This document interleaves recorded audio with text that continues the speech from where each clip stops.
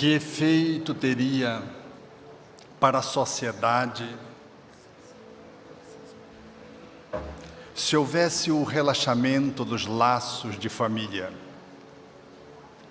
Foi a pergunta que Allan Kardec propôs aos espíritos.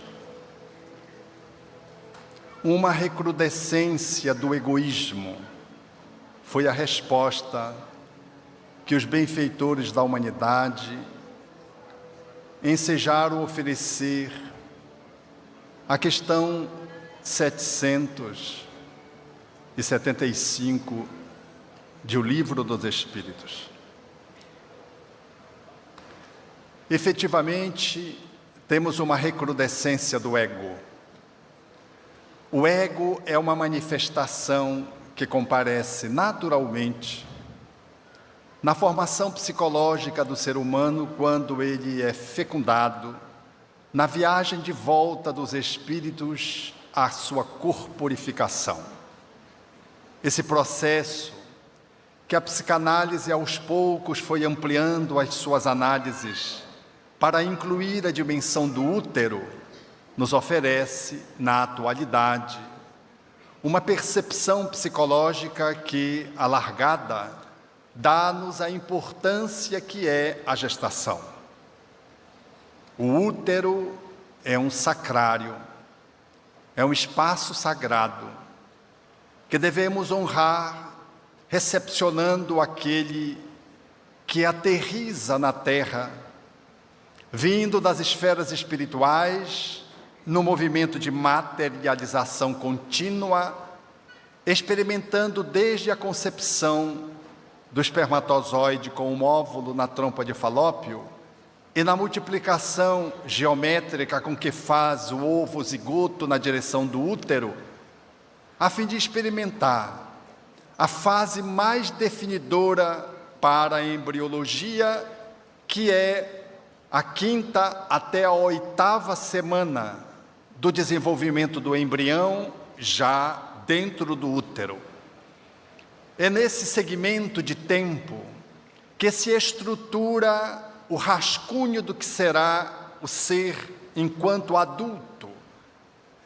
É este período que todas as conformações de natureza anatomofisiológica se definem, se delineiam.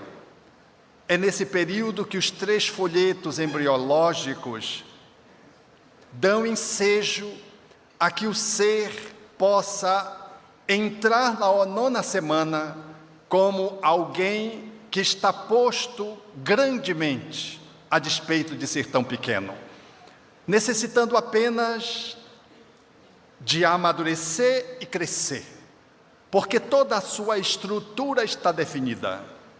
Mas o que a embriologia não poderia supor, nem tampouco a psicologia, que agora se debruça no estudo do feto, de que a ciência espírita nos traria um olhar mais percussiente, porque o seu objeto de pesquisa é o espírito, de que quando se une o espermatozoide com o óvulo, ali já se trouxe uma escolha por parte daquele que deverá materializar-se, corporificar-se, reencarnar-se, através da seleção do espermatozoide dentro daqueles 200, 300 milhões que foram expostos numa ejaculação, e dentre aqueles outros que finalmente, na sua grande viagem da vagina até a trompa de Falópio, alcançaram ao número de mais ou menos 200.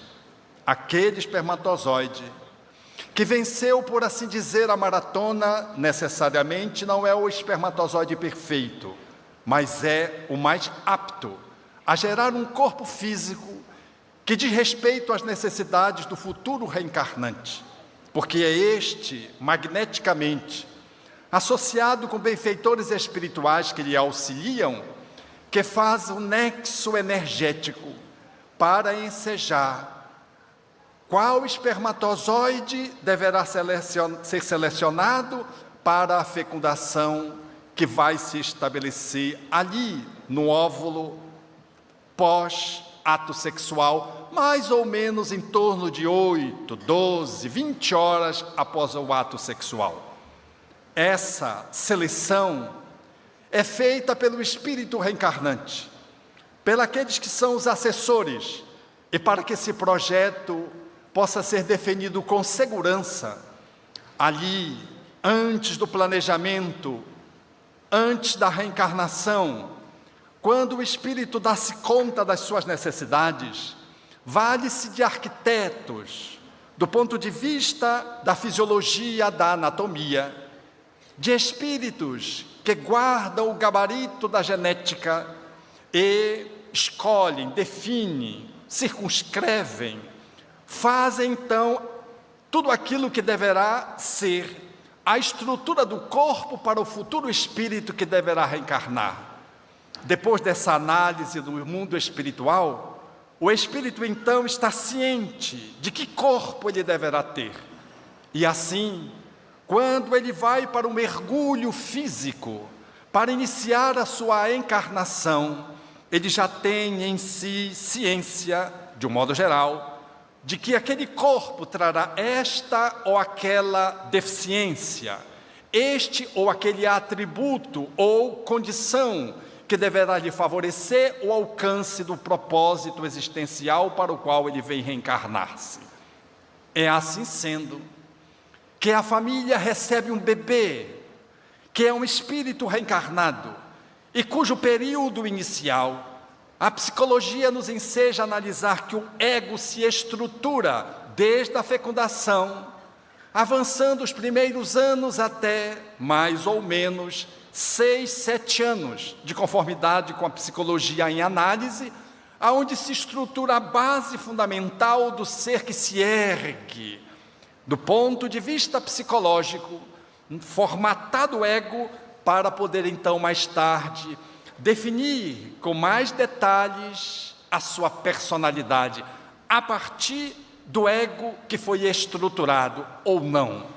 É nesse período, portanto, que temos que chamar a atenção na ciência espírita, numa psicologia espiritual, de que, a despeito do material genético já ser entrevisto antes de reencarnar, o espírito que renasce traz um acervo de experiências com que vai impregnar aquilo que é o seu material genético, ensejando não só a escolha de um espermatozoide que traga, por exemplo, um cromossomo a menos ou a mais, ou que traga uma carga genética capaz de que ele possa lhe imprimir alterações, que vai lhe favorecer com essas alterações um corpo inerente às suas necessidades evolutivas. É, portanto, desse olhar da transcendência que antecede o corpo que vamos encontrar e entender que o ego, que vai se estruturar psicologicamente pela educação mormente estabelecida pelos pais, ele guarda uma grande contribuição da ancestralidade do espírito, que deságua na formatação do ego todo o seu conteúdo espiritual acumulado, e que vai determinar assim inclinações, pulsões, determinadas tendências, assim ensejando, portanto, que o corpo físico, a partir da estruturação cerebral, até todos os seus membros e até a pele, seja originária de um campo energético que faculta-nos compreender de que o espírito, através do seu perispírito, materializa-se, corporifica-se, por fora e por dentro. É nesse vão da nossa caminhada que precisamos entender o quão é importante os pais para um bebê, a família que deve envolvê-lo, o quanto é fundamental o processo da amorização desde quando o pai e a mãe sabem que estão recepcionando um novo ser que aos poucos vai se multiplicando nas células dentro do útero materno para logo mais ser identificado de forma bastante tátil no seu nascimento. É nessa perspectiva que o Espiritismo nos ensina, de que quando nós avançamos para um olhar além do ego, nós temos a chance de poder dar ao ser humano a percepção de que ele é um espírito imortal e não apenas um corpo, um ser psicológico. Ele é mais do que uma dinâmica psicológica, ele é uma dinâmica espiritual que se materializa numa mente, num psiquismo, numa estrutura mental, num aparelho psicológico na linguagem freudiana. É nesse vão do conhecimento que vamos entender, portanto, de que para além do ego tem um ser que traz dentro de si a marca do divino, traz o sagrado nas suas entranhas, e de que a evolução trava-se de forma consequente, coerente, sinfônica, sintônica, quando esse sagrado consegue se expressar por esse ego. Mas quando há o travamento, o bloqueio dessa conexão, nós ficamos com a manifestação egóica predominante, com a formação de um homem como se fosse só um ser humano, e não um ser transcendente que vai advir pós-morte e que antecedeu o berço na sua movimentação existencial. Esse olhar, que parece apenas um jogo de palavras na minha fala, ele é fundante para entendermos de que o Espiritismo preconiza uma educação que vai além do ego e uma psicologia que vai além da psique, orientada, entrevista pelas diversas correntes psicológicas das quais nós desfrutamos enquanto desenvolvimento acadêmico. É, portanto, nesse viés que precisamos compreender que quando o ego extravasa, se sobrepõe e ganha espaço em detrimento do espírito imortal, da sua essência, ele corre riscos de, em manifestando-se apenas egoicamente, ser cultor do egoísmo, da egolatria, do egocentrismo e experimentar a egoesclerose, que é o adoecimento que a humanidade se entrevê lidando com pessoas que são consideradas ou se acham apenas seres humanos. Nós somos espíritos habitando a humanidade, num movimento evolutivo, numa grande trajetória evolutiva. Assim sendo, é necessário de que a família se olhe enquanto família, nessa nutrição, capaz de poder ensejar aos seus filhos essa compreensão de transcendência. Sem espiritualidade, uma família está condenada a lidar no âmbito mundial da convivência nos diversos grupos sociais com o materialismo, que logo dá as mãos ao ateísmo e que logo fracassa desastradamente diante do primeiro desafio que se lhe surja, ensejando a um filho, ou a um pai, ou a uma mãe, entregar-se ao suicídio, à depressão grave e experimentar desistir da existência em razão de se achar só isso. Nós somos muito mais do que um corpo, muito mais do que neurônios, muito mais do que uma psique, nós somos seres espirituais. Essa verdade categórica é o princípio que orienta a construção da ciência espírita. Nós somos espíritos egressos do divino, trazendo a marca da divindade e, portanto, potencialmente trazemos à luz a verdade, a justiça, todas as manifestações virtuosas em potência, precisando se manifestar, mas se bloqueamos esse contato, não lograremos fazê-lo e ficamos só ego. E o que observamos na humanidade, na atualidade, é a recrudescência do egoísmo, quando tenta se preconizar de que a família já era, de que família é uma construção social, não é lei da natureza, como disseram os espíritos Allan Kardec. Família é lei da natureza, Lei moral, como é a gravidade, uma lei da natureza física. Essa verdade, ela é inarredável da nossa convivência familiar. Se não atendemos os filhos com esse olhar, corremos o risco de nos perder nessa convivência diuturna, doméstica. Haveremos de transferir a nossa criança para a escola, resolver os problemas que começam a advir do processo educativo. Porque não logramos perceber de que o nosso filho, em sendo uma reencarnação, precisa ser educado desde os primeiros momentos em que ele está no útero. Se quiserem, mesmo antes, no Evangelho do Lar, quando ele se aproxima, antes da reencarnação, se preparando para mais tarde compor aquele grupo social na condição de um filho. Essa perspectiva de compreensão dá aso a que se pense que o Espiritismo é uma doutrina fundamentalmente educativa e que, do ponto de vista psicológico, é transcendente e que tem na sua centralidade a compreensão de que a vertente do comportamento humano reflete uma ética que está centrada numa visão crística, de que não é uma religiosidade mística, de que não é um fanatismo, de que é um olhar lógico, numa fé raciocinada, que nos permite poder conviver com os nossos filhos, com o parceiro, com a parceira, com os nossos pais, de uma forma congruente, consequente, aonde vamos entender de que a família, em sendo lei natural, nós precisamos atender dois princípios fundamentais.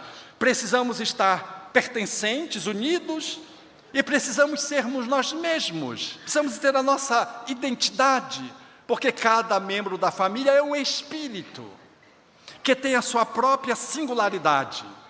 Essas duas vertentes, elas falam de que a família só cumpre a sua função quando é capaz de poder acolher os seus membros em regime de comunhão, mas com respeito à individualidade de cada membro da família.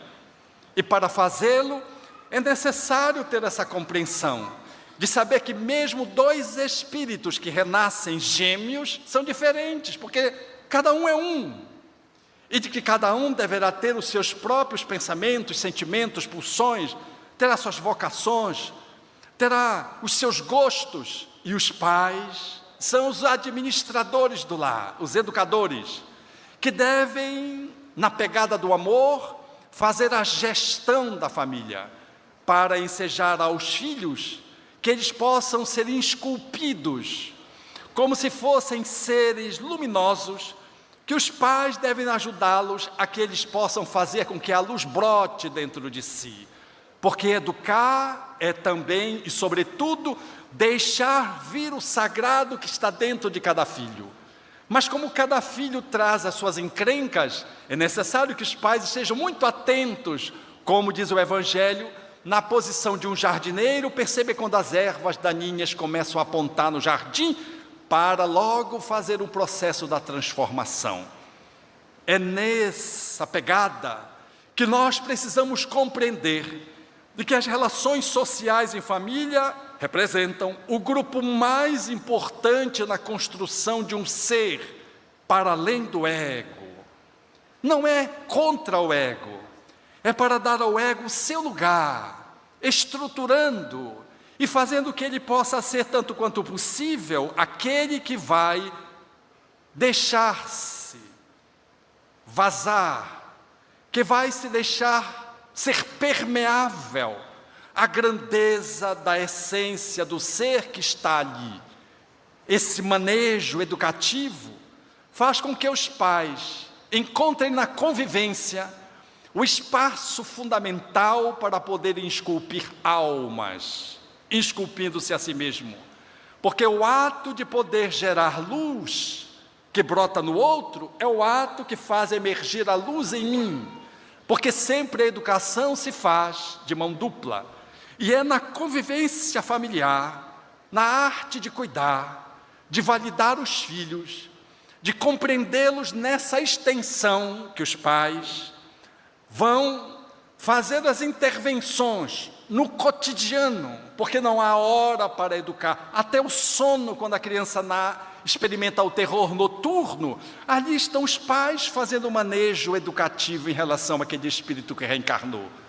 E no dia a dia, no lar, na convivência do lanche, do almoço, do jantar, pré-sono, quando vai para a escola, quando vem da escola, em todos os momentos os pais são os artífices que haverão de fazer esse projeto se tornar concreto, fazendo valer que aquele planejamento espiritual da parte do pai, da mãe, em relação ao seu filho, tenham toda a contribuição ensejada para que ele cumpra o sentido de vida evolutivo para o qual ele reencarnou nessa existência, com este corpo. E é dessa maneira que, olhando os nossos filhos, nós hoje nos damos conta de que eles não fazem só as imersões na escola, no grupo de amigos, de que o espaço virtual se transformou numa grande sociedade, que é virtual, nem sempre virtuosa, e de que as comunidades chamam os nossos filhos, que muitas vezes, com a ausência da convivência com os pais, se entregam nos quartos, às escondidas, de madrugada, sejam eles crianças, sejam eles adolescentes, para manejar os smartphones e fazendo conexões com o mundo, para revelar a sua desconexão, mormente a desconexão com seus pais. Em outras palavras, nossos filhos viajam socialmente, nas redes sociais, e eles o fazem muitas vezes inspirado pelos seus pais, que estão mais nas redes sociais do que na rede de embalo com seus filhos, conversando sobre o cotidiano. No reco. Dizia-me uma amiga, todas as vezes que eu tenho problema com meu filho, eu levo ele para a rede. E fico no reco, conversando. O diálogo escasseia-se na família. Nós somos mais velozes na mensagem de texto, ou na mensagem audível dos smartphones, do que com o pai, com a mãe, com o filho, com o esposo, com a esposa. Na terra da internet, o olho a olho, quem tem olho a olho é rei. Quão poucos reis temos nesses dias? Não temos tempo de estar com os nossos filhos, porque pais estamos sempre escravizados pelos smartphones, abduzidos, e reclamamos quando eles estão igualmente.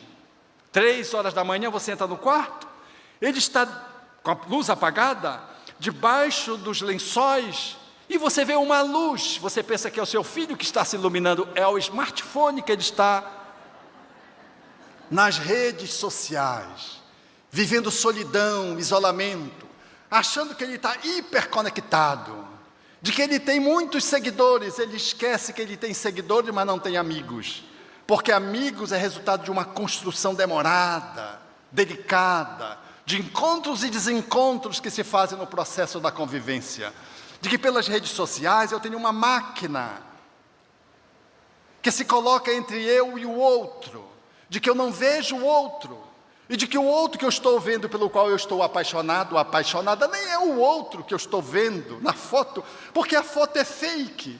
E quando eu faço uma viagem de Belém do Pará para um outro estado como Boa Vista, eu dou-me conta de que o meu namorado não é um namorado, é uma namorada que se passou por um homem, e que estamos namorando há alguns meses, e marcamos o nosso primeiro encontro presencial.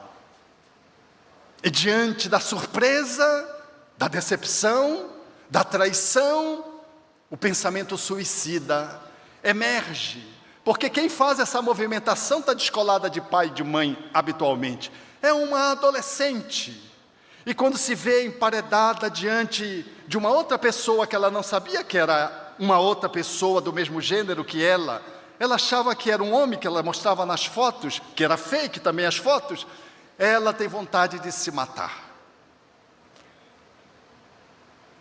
Hoje, quantas pessoas se perdem nas redes sociais procurando encontrar-se? Quantos jovens, crianças, 8 anos, a mãe subtraiu o smartphone do filho. Era uma sanção. criança até 6, 7 anos não deveria usar o smartphone, segundo os especialistas hoje que lidam com o processo da educação. Não deveriam ter nenhuma hora.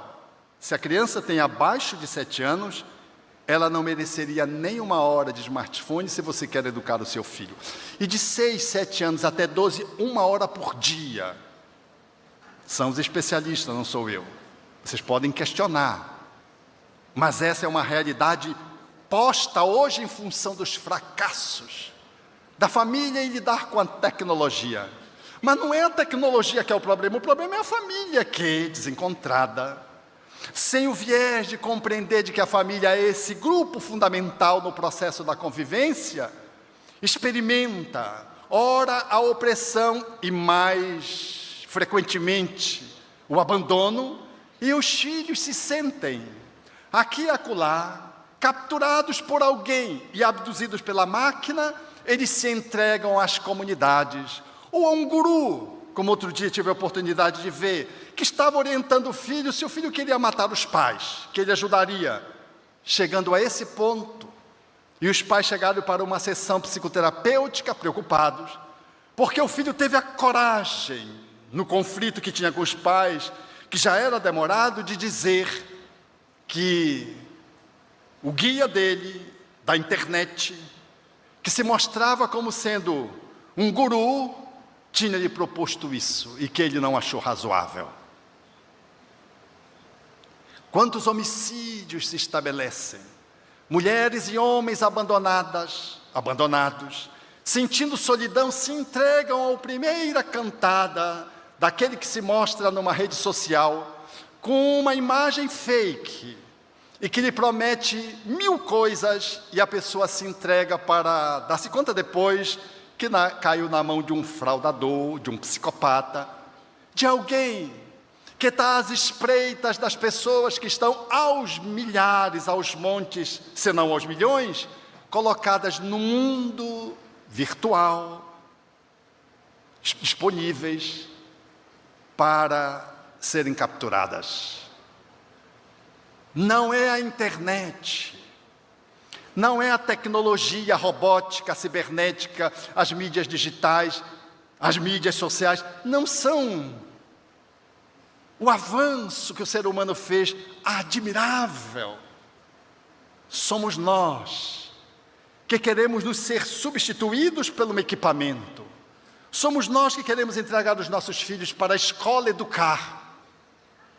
Somos nós que não nos damos conta de que não estamos dando conta de nós mesmos. E por isso, às vezes numa parceria afetiva precária ou solitária, depois de uma separação, queremos entregar os filhos às diversões, do cansaço do trabalho, e entregamos o computador, a tela, e os filhos nas telas estão ali sem a supervisão dos pais, entrando nos caminhos de uma sexualidade mal orientada. Às vezes experimentando aqui e acolá alguém que é adulto, que se passa como sendo a mesma idade do seu filho, de 12 anos, mas está à espreita para lhe explorar algo. Quantas violências sexuais se dão depois de encontros que foram forjados pela internet? Quantos adultos se entregam hoje, sobretudo nas megalópolis, onde há muita gente, muito mais solidão, onde eles se entregam para um encontro, e quando ele chega lá, era alguém que se passava de uma mulher ou de um homem, e que agora ele é vítima de um assalto. Levam-lhe o carro, levam-lhe os bens, e levam-lhe a esperança que foi colocada numa ilusão. Nós, família, precisamos resgatar os nossos laços de convivência, nos aproximarmos mais um dos outros, sermos a mãe chata, como diz a minha esposa para a própria filha, uma mãe chata que vale a pena, porque é essa mãe chata que a filha chega e diz: que bom que eu tive uma mãe chata. Como eu tive a oportunidade de ver minha enteada dizendo para a minha esposa, porque foi educada, porque teve mãe, e que mesmo à distância usava o telefone para educar e não para dispersar a relação, para fortalecer o vínculo e não para distrair-se enquanto o filho está distraído na tela. Esses são dias desafiadores e que nós precisamos retomar a família como esse espaço extraordinário, insubstituível para a construção de uma sociedade que transita para além do ego. E, portanto, na direção do amor e não do egoísmo. A família como sendo esse espaço onde o pai e mãe acompanham o desenvolvimento do filho na formatação do seu ego desde o nascimento, desde a concepção, e para e passo investe o seu tempo no olho e não no olho na tela, para educar, para dialogar. Na minha experiência psicoterapêutica, eu quero dizer aos amigos, partilhando com vocês, é muito difícil dialogar. Nós não aprendemos a dialogar, porque a gente aprende a dialogar quando a gente é criança com a nossa mãe, com o nosso pai. Mas os pais são atrofiados no diálogo, eles sabem mandar, mas não sabem dialogar. Eles dizem o que é para fazer, mas não explicam pelo quê. Para o filho que quer fazer, pelo que não deve fazer. A arte de dialogar, ela é muitas vezes substituída pelo castigo, e é castigo mesmo, não é uma sanção. Não é um momento de reflexão onde você coloca a criança ali no espaço da reflexão para que ela analise o seu comportamento. Não. Ou você deixa, a Deus dará, e Deus não pode fazer por aquele espírito o que você deveria fazer em nome dele. Ou você vai para a violência, aos gritos, quando não às palmadas. Porque se a criança vai mexer num espaço, em algo, em um equipamento que não é para mexer, uma palmada segura, ela não vai mais mexer. Aí você não resolve assim. É uma palmada segura e não se repete. Você está só reprimindo e castrando, não está educando. Porque a educação requer que você dialogue, que você explique o porquê. Mais de uma vez, um espírito entende logo, mas o outro é tinhoso. Ele insiste. E aí você perde a paciência achando que você tem que educar, você tem que educar-se também. E aí a gente tem que desenvolver a paciência, a gente vai, toma um copo d'água, respira e volta para conversar com ele. E não perde a autoridade de pai e de mãe, sabendo que você é o pai e a mãe. Tem uma hierarquia, pai, mãe e filho. Filho está embaixo.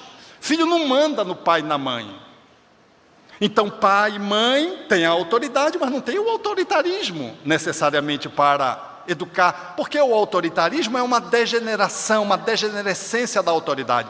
A autoridade proposta na perspectiva espírita é a autoridade amorosa. E a autoridade amorosa, para ser exercida, ela precisa do diálogo.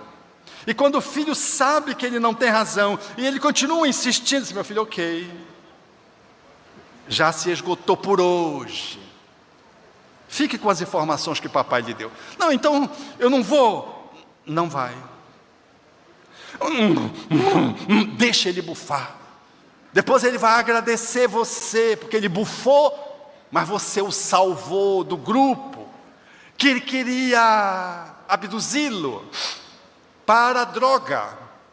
Porque se eu não preencho o meu filho com a amorosidade, dizendo não e sim para ele, ele vai para o sim da droga, que só diz sim.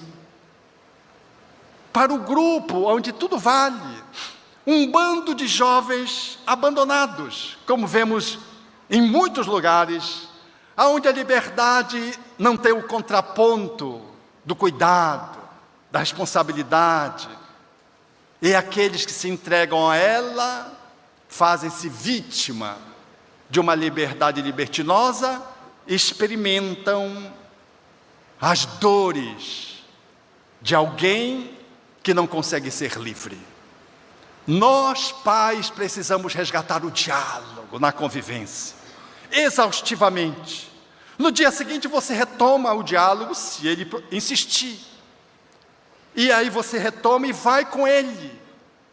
2.000 passos, se ele quiser ir 1.000. Foi Jesus quem propôs isso, não sou eu. Se ele quer que você mostre a outra face, você mostra a outra face. Ele é tinhoso e você é paciente e vai com ele. E aos poucos ele está aprendendo com você paciência, não só de que ele não deve ir para a festa com aquele grupo, sobretudo com aqueles amigos que são amigos do álcool, não são amigos dos amigos. Porque tem muita gente que é amigo da bebida, não é amigo do outro. Vamos sair para beber hoje? A gente sai para beber, não sai para encontrar os amigos. Então o pai, a mãe, que conhece os filhos, avalia que são espíritos, vê a vulnerabilidade deles, procura conhecer os amigos. Não deixe uma filha ir dormir em qualquer lugar, um filho dormir em qualquer lugar. Porque sabe dos riscos que os filhos experimentam quando vão dormir na casa dos amigos da escola. Que às vezes, esses mesmos amigos já estão sendo assediados sexualmente por alguém que habita a casa e que tem desequilíbrios na área sexual. O cuidado dos pais não é colocar numa gaiola de ouro, é poder zelar. São pérolas que te foram confiadas e tu tem que devolver ao divino. São pedras preciosas que te foram confiadas e também tu tem que devolver ao divino, melhormente lapidadas. Não vai deixar a esmo. Então nós, pais, somos chamados a lidar com a tecnologia hoje com mais parcimônia, dando exemplo para os filhos de como fazê-lo, porque às vezes está na mesa de jantar, todo mundo está com seu smartphone, todo mundo está na tela. A conversa rápida, o TikTok, o Instagram, todo mundo feliz, no Facebook, todo mundo feliz em tudo quanto é lugar, só você e a sua família infeliz. Com ódio daqueles outros felizes que estão rindo, que estão aqui, estão viajando, tudo mentira, tudo ilusão. Um bando de gente carente e que faz a compensação na exposição para ver se compensa a baixa autoestima. Estima é criado pelo amor dentro de casa, onde o pai diz sim, diz não. Ele não diz sim porque ele diz só minha princesinha, porque a nossa filha não é uma princesinha. E se ele diz só princesinha, eu estou criando uma ilusão e um fantasma, que vai depois, de algum modo, perturbar a minha filha. Ela é minha filha. Quando ela acerta, eu legitimo. Quando ela erra, eu chamo para conversar. Eu vou dizendo sim e não, observando sombra e luz. E assim eu vou nesse manejo educativo da convivência, estabelecendo pelo exemplo, sobretudo, e pela fala congruente, o processo educativo dia após dia. Refeições juntas, tanto quanto possível. Lanche juntos quanto possível. Vai adormecer, vamos juntos, não para a cama dos pais, para a cama dos filhos, e vamos lá com eles, fazê-los dormir. Orar com eles, contar uma história, ler uma página, oferecer a eles o nosso herói, o Cristo. Porque quando eles alcançarem, crescerem a idade dos adolescentes, eles vão criar um outro herói, é natural do desenvolvimento psicológico na adolescência, eles vão criar outros ídolos, mas nós já pusemos de que o herói da família é o Cristo, ele é a nossa plataforma. O Evangelho no lar não é um momento de sermão, é um momento de diálogo, de convivência, aonde a gente ora todas as semanas com os filhos, aonde descontraidamente nós falamos do cotidiano à luz do Evangelho, e aonde a família recebe o hóspede divino de uma forma mais intensa, para que ele possa nos ensinar a viver. Essa construção moral, que significa dizer vivencial, amorosa, vai substituindo uma religião de fachada, de culto, que em nada altera a nossa vida cotidiana e que nos propicia, nos enseja esculpir um ser que do ego haverá de fazer os enfrentamentos naturais que a sua reencarnação propiciará mais tarde no trabalho, na família que deverá construir, mas tem uma base. Porque qual de nós não se lembra da nossa história infantil? As referências de pai e de mãe são fundantes de coisas boas e coisas negativas.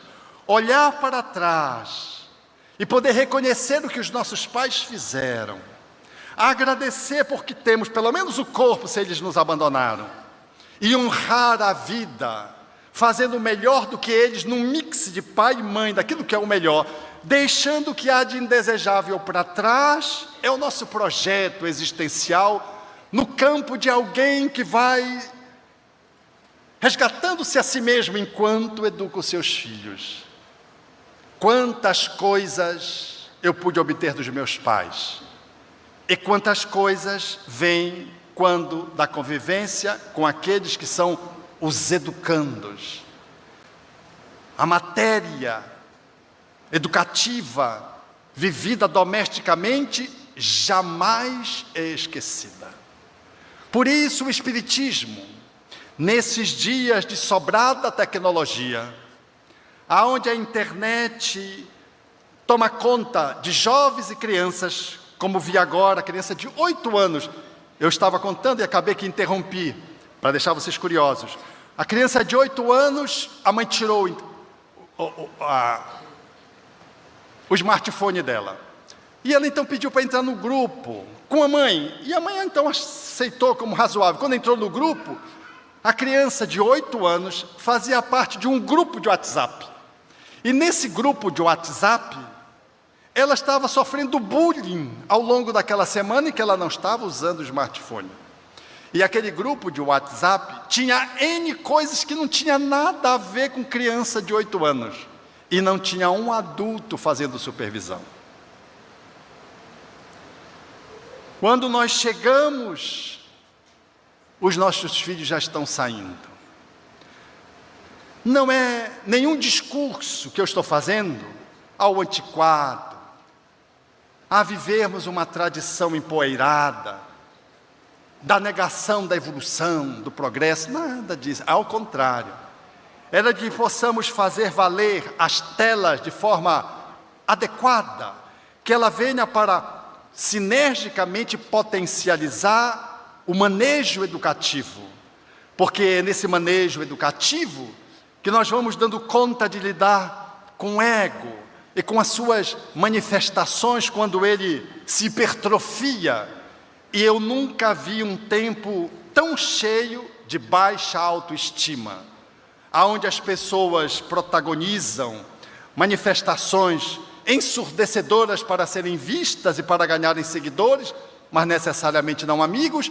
E quantas pessoas vivem à sombra achando que não são ninguém, porque não conseguiram chegar ao topo da pirâmide do sucesso.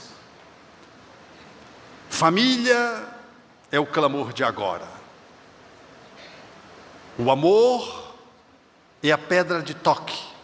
Os pais, na hierarquia funcional, são os educadores por excelência. O Evangelho é o nosso manual de instrução. E o Espiritismo, o nosso jeito de viver. Que seria da sociedade se houvesse um relaxamento dos laços de família? Kardec perguntou, preste bem atenção, que essa pergunta é atualíssima. E os espíritos responderam, uma recrudescência do egoísmo. Que seja a nossa vigilância, a nossa atenção e a nossa oração antídotos, para que não percamos a oportunidade de ficarmos alinhados com a proposta espírita que nos conclama ao exercício do amor, a fim de que o egoísmo ceda e para que o ego seja um servo de alguém que ama, porque a alma, na medida que ela se empodera, a sua psique, o seu corpo, vai expressar a sua amorosidade. E não tenhamos nenhum pejo de poder estabelecer limites nessa vertente do contato com os nossos filhos, porque educação sem limites não é educação. E não percamos de modo algum o ensejo de afirmar de que o exemplo é a melhor forma de podermos ensinar alguém. E de que a fala, ela vem nos ajudar a ilustrar o gesto, o comportamento que nós demonstramos para o nosso filho de conformidade com o projeto de convivência que nós estabelecemos para o nosso lar. Que efeito teria para a sociedade se houvesse o relaxamento dos laços de família? Resposta dos Espíritos: uma recrudescência do egoísmo. Gratidão.